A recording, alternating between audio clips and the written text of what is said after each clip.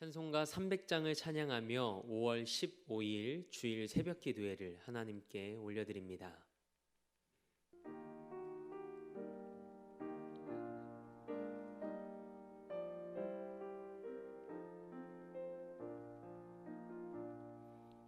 내 맘이 낙심되며 근심에 눌릴 때 주께서 내게 오사 위로해 주시네. 가는 길 캄캄하고 괴로움 많으나 주께서 함께하며 내 짐을 지시네. 그녀가 내게 족하네. 그녀가 족하네. 이 괴로운 세상 지날 때 그녀가 족하네. 희망이 사라지고 친구 날 버릴 때 주 내게 속삭이며 새 희망 주시네.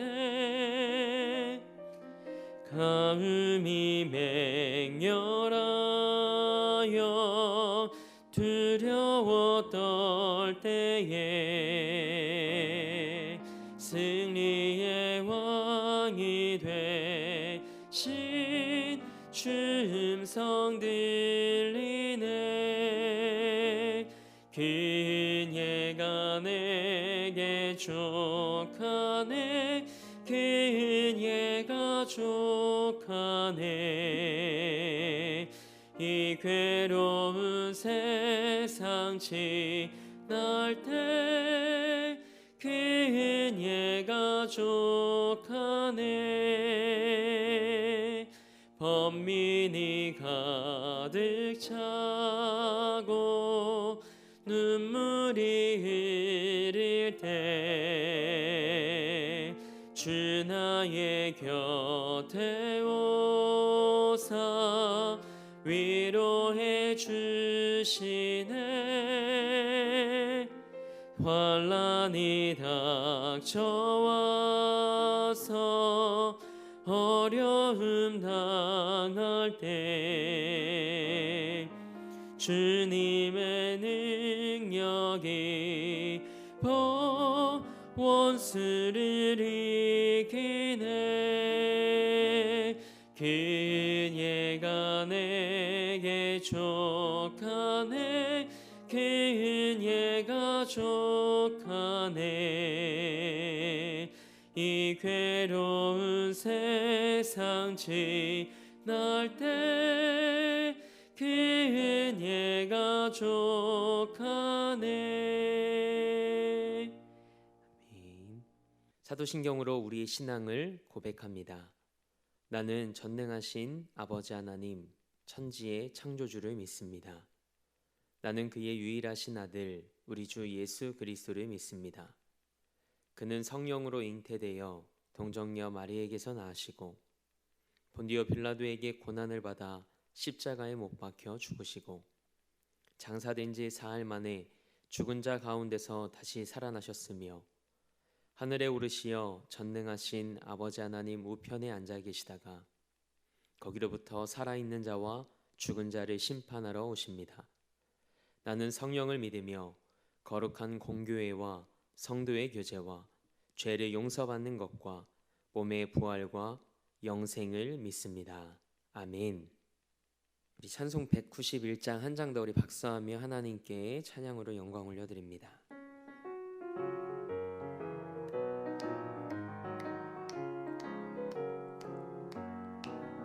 내가 매일 기쁘게 순례의 길 행함은 주의 팔이 나를 안보함이요.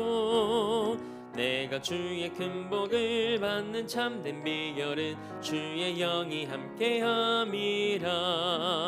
성령이 계시네, 할렐루야 함께하시네. 좁은 길을 걸으며 밤낮 기뻐하는 것 주의 영이 함께함이라. 전에 죄에 빠져서 평안함이 없을 때 예수 십자가의 공로 힘입어 그 발 아래 엎드려 참된 평화 얻음은 주의 영이 함께함이라. 성령이 계시네, 할렐루야 함께하시네. 좁은 길을 걸으며 밤낮 기뻐하는 것 주의 영이 함께함이라. 나와 동행하시고 모든 염려하시니 나는 숲의 새와 같이 기쁘다. 내가 기쁜 마음으로 주의 뜻을 행함은 주의 영이 함께함이라. 성령이 계시네, 할렐루야 함께하시네. 좁은 길을 걸으며 밤낮 기뻐하는 것 주의 영이 함께함이라. 세상 모든 욕망과 나의 모든 정욕은 십자가의 힘이 못을 박았네. 어두운 밤이 지나고 무거운 짐 벗으니 주의 영이 함께함이라. 성령이 계시네, 할렐루야 함께하시네. 좁은 길을 걸으며 밤낮 기뻐하는 것 주의 영이 함께함이라. 아멘. 오늘 우리에게 주신 하나님의 말씀은 사무엘상 4장 15절에서 22절까지의 말씀입니다. 하나님의 말씀을 받겠습니다. 고백한 후에 저와 여러분 한 목소리로 합동하겠습니다. 하나님의 말씀을 받겠습니다. 그때에 엘리의 나이가 98세라. 그의 눈이 어두워서 보지 못하더라. 그 사람이 엘리에게 말하되 나는 진중에서 나온 자라. 내가 오늘 진중에서 도망하여 왔나이다. 엘리가 이르되 내 아들아, 일이 어떻게 되었느냐? 소식을 전하는 자가 대답하여 이르되 이스라엘이 블레셋 사람들 앞에서 도망하였고 백성 중에는 큰 살육이 있었고 당신의 두 아들 홈니와 비느하스도 죽임을 당하였고 하나님의 궤는 빼앗겼나이다. 하나님의 궤를 말할 때에 엘리가 자기 의자에서 뒤로 넘어져 문 곁에서 목이 부러져 죽었으니 나이가 많고 비대한 까닭이라. 그가 이스라엘의 사사가 된 지 40년이었더라. 그의 며느리인 비느하스의 아내가 임신하여 해산 때가 가까웠더니 하나님의 궤를 빼앗긴 것과 그의 시아버지와 남편이 죽은 소식을 듣고 갑자기 아파서 몸을 굽으려 해산하고 죽어갈 때에 곁에 서 있던 여인들이 그에게 이르되 두려워하지 말라, 내가 아들을 낳았다 하되 그가 대답하지도 아니하며 관념하지도 아니하고 이르기를 영광이 이스라엘에서 떠났다 하고 아이 이름을 이가봇이라 하였으니 하나님의 궤가 빼앗겼고 그의 시아버지와 남편이 죽었기 때문이며 또 이르기를 하나님의 궤를 빼앗겼으므로 영광이 이스라엘에서 떠났다 하였더라. 아멘. 하나님의 말씀으로 새로운 하루를 시작하는 사랑하는 성도님들의 삶에 하나님의 영광이 다시 임하길 주님의 이름으로 축복합니다. 오늘은 이가봇이 아닌 에벤에셀이라는 말씀의 제목으로 하나님의 말씀 함께 나누기 원합니다. 엘리 제사장은 이스라엘의 영적 지도자였지만 그는 영적으로 어두운 사람이었습니다. 사무엘의 어머니 한나가 성령으로 충만하여 기도할 때 엘리는 육적인 눈으로만 보고 한나에게 내가 언제까지 취하여 있겠느냐, 포도주를 끊으라 라고 야단을 쳤습니다. 엘리 제사장의 아들들은 불량자들이었습니다. 제사장으로 하나님의 일을 하며 하나님의 제사를 멸시하고 제물이 하나님께 드려지기 전에 하나님의 것을 가로채기까지 했습니다. 뿐만 아니라 거룩한 회막에서 수종드는 여인들과 동침하며 하나님의 집을 더럽히기도 했습니다. 그래서 하나님은 무명의 하나님의 사람과 사무엘을 통해 엘리 제사장과 그 집에 대해 경고하셨지만 그들은 끝내 돌이키지 않았습니다. 결국 하나님은 징계의 매를 드셨고 블레셋의 침략으로 전쟁이 발발하게 하셨습니다. 이스라엘이 전쟁에 언약궤를 가져간 이후 엘리 제사장은 떨리는 마음을 진정하지 못한 채 길 곁에 자기 의자에 앉아 있었습니다. 그 선택이 잘못된 것인 줄 알았던 거죠. 그러나 두 아들을 마지막까지 막지 못했습니다. 전쟁터에서 간신히 빠져나온 한 사람이 엘리 제사장에게 소식을 전했습니다. 블레셋과의 전쟁에서 졌고 이스라엘 백성들은 큰 살육을 당했다고 말합니다. 그리고 두 아들인 홈니와 비느하스가 죽고 하나님의 언약궤를 빼앗겼다고 말하죠.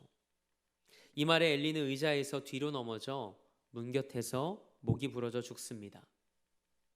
나이가 많고 비대했던 엘리 제사장은 이스라엘의 사사가 된 지 40년 만인 98세의 일기로 죽음을 맞이합니다.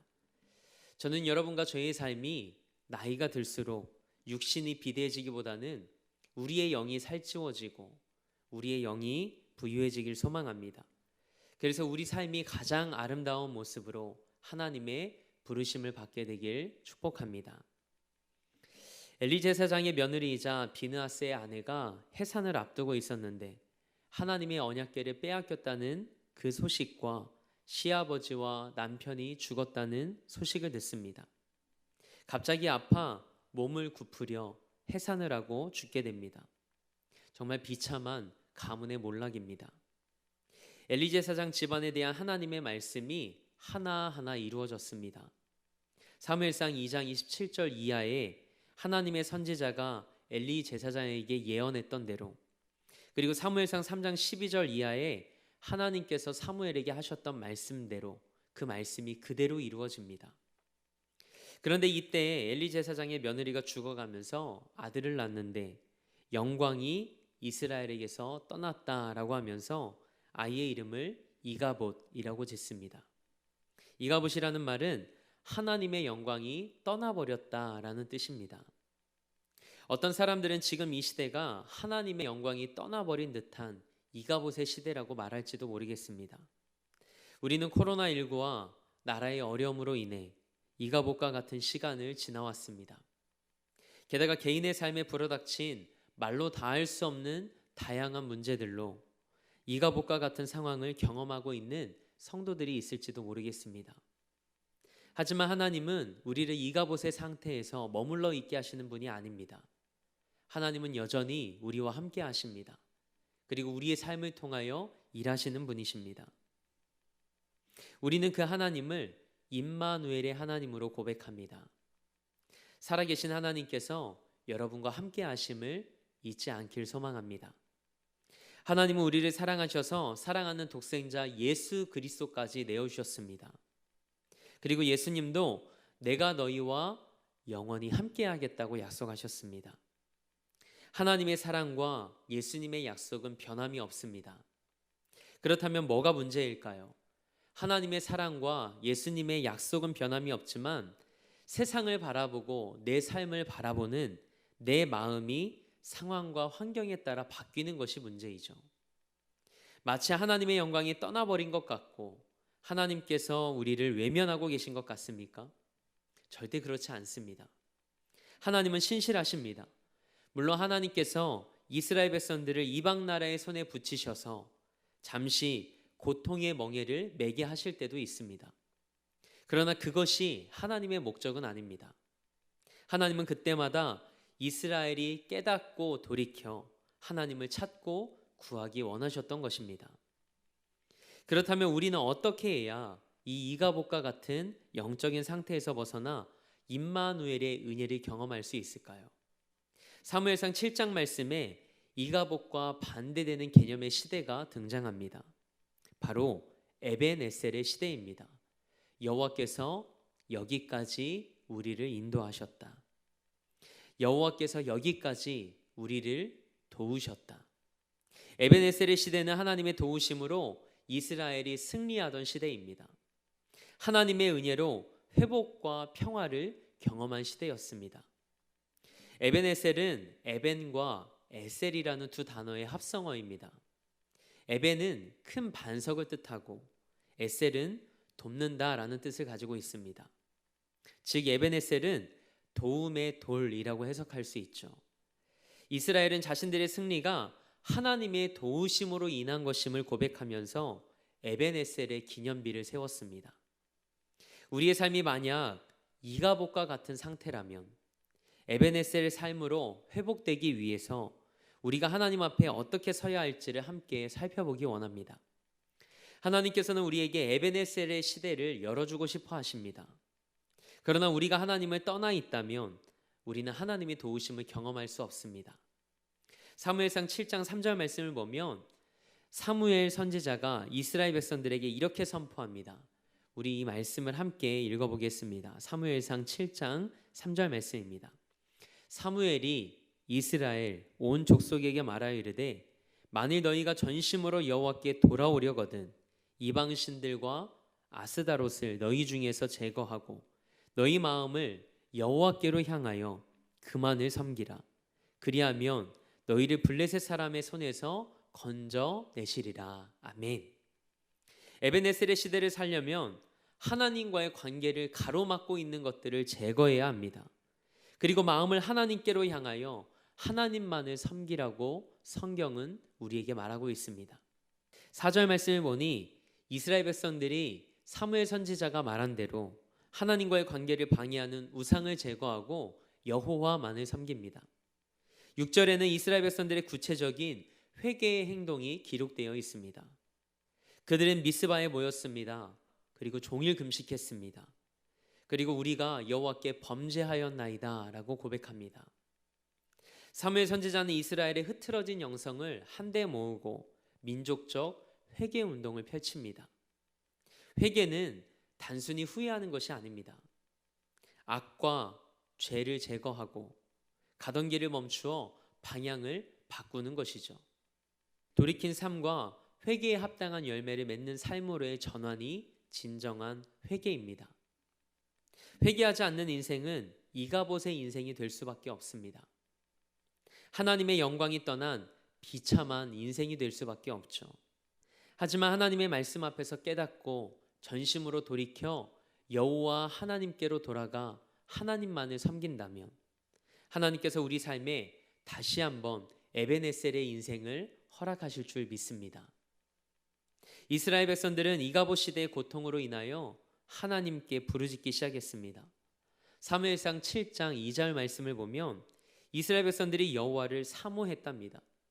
여기에서 사모했다는 말은 크게 울었다, 울부짖었다는 뜻입니다. 고통이 심해지니 하나님께 부르짖기 시작했습니다. 하나님 앞에서 웁니다.